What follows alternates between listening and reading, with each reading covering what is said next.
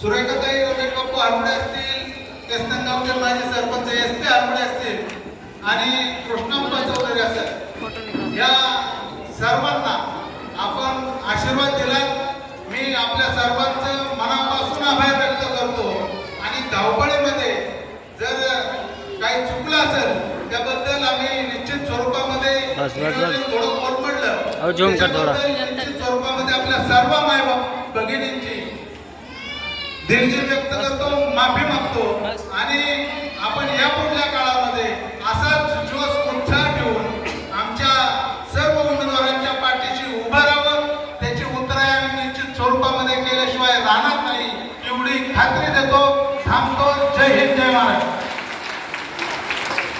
धन्यवाद। आणि बाबा खाली बसा, टाइम आहे अजून। बाबा चालले गाडी बघायला।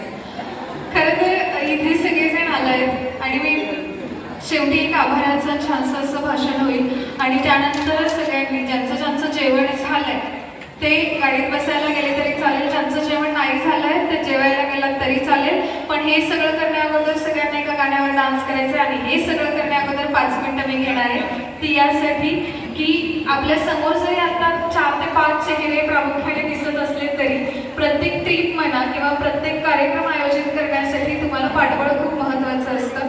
ते सगळं आपल्या सहकार्याच्या माध्यमातून घडत असतं। आज व्यासपीठावरती जरी 20-25 असले तरी मला असं वाटतं या ट्रीपमध्ये जवळपास तुम्हाला 200 ते 250 सहकारी नक्कीच लाभले असतील। एकदा व्यासपीठावर यांच्या पाठीमागे यांच्या बाजूला उभे असलेले आणि संपूर्ण यात्रेचं नियोजन जे स्वयंसेवक सहकारी पाहत आहेत, जोरदार टाळ्या त्यांच्यासाठी झालं पाहिजे। आणि यानंतर प्रामुख्याने मगाशी तुम्ही सगळ्यांनी एक लोकनाट्य पाहिलं आणि ते लोकनाट्य ज्यांच्या माध्यमातून या ठिकाणी आयोजित करण्यात आलं होतं, एव्हाना तुमच्या सगळ्यांची संवाद साधण्याची संधी मला ज्यांच्या माध्यमातून मिळाली ते शिवसूर्य